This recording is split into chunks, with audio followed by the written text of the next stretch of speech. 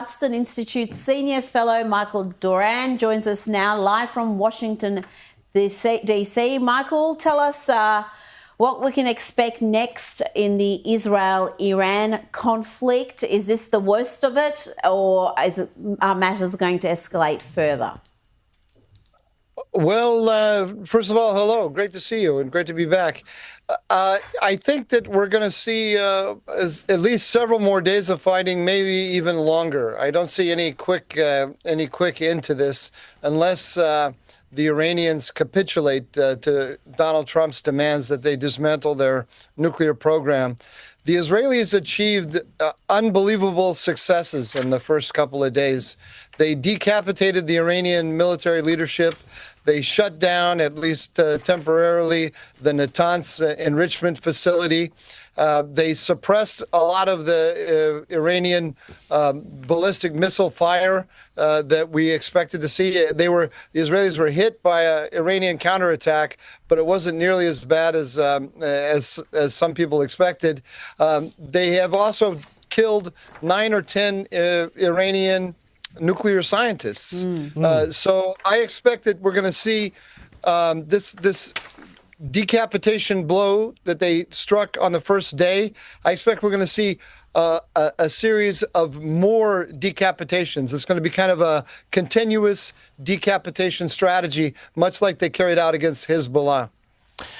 Michael, I want to ask you where this sort of goes next, because we have seen Israel threaten that if civilian populations were targeted, this would mean that they would go after oil production facilities on the Persian Gulf. And now we've also seen, along with Tel Aviv, central Tel Aviv being hit by some of these missiles, we've also seen Iran take shots at jet fuel refineries, facilities around Haifa. Does Israel now have to go after these oil production facilities, which is where I guess Iran gets much of its revenue, and does this threaten to then further widen the conflict between these two players in the region? Well, the Israelis are walking a line on this. The stated goal of the operation is to end Iran's nuclear weapons program and to end the nuclear threat against Israel.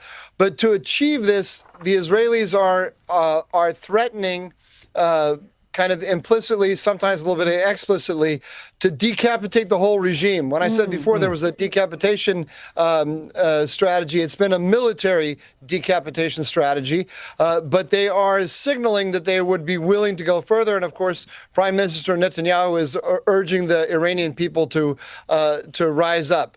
Tonight, they struck an oil depot in Tehran. That was a shot across the bow, saying we could go after your oil refineries and take down your entire revenue producing and part of your economy. They don't want to do that because they're afraid. First of all, I think the Americans have probably suggested to them or strongly urged them not to do that. That's been the American position before in the Biden administration. It wouldn't surprise me if it was also the Trump administration's policy.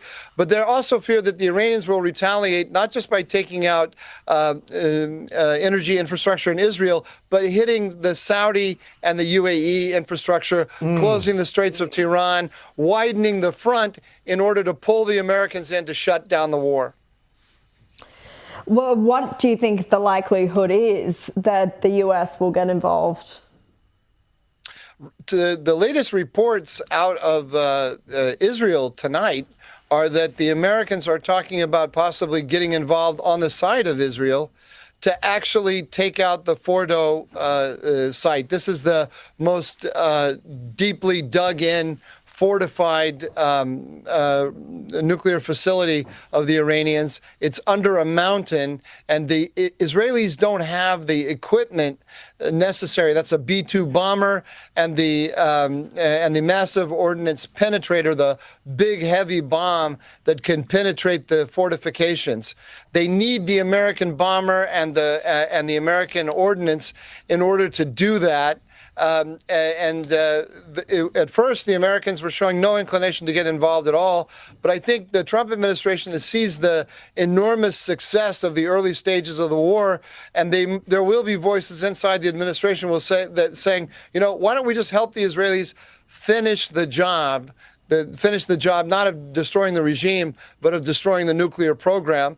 And the argument would be that if we got involved, we could do it much more in a much more speedy fashion and in a much more surgical fashion than the Israelis can do on their own.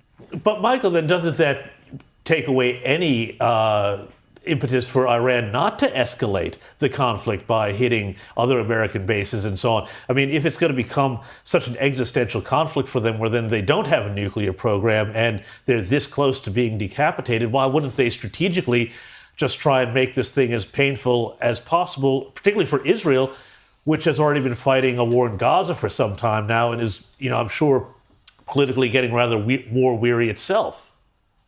Well, they're making it as damaging for Israel as they can, but Israel has stripped them of capabilities, and that's one of the remarkable successes of the war.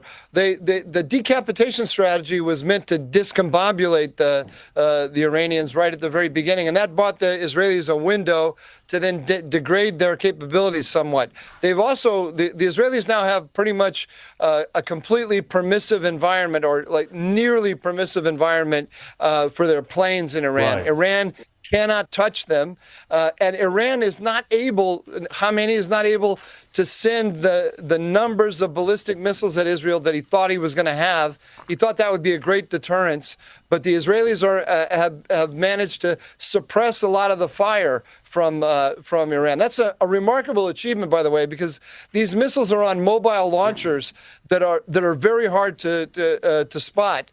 And if the Iranians try to escalate against the Saudis or against the Americans themselves, well, then I think they will just have doomed the regime. So they're in a really tight spot right now, the tightest spot they've been in since the creation of the Islamic Republic.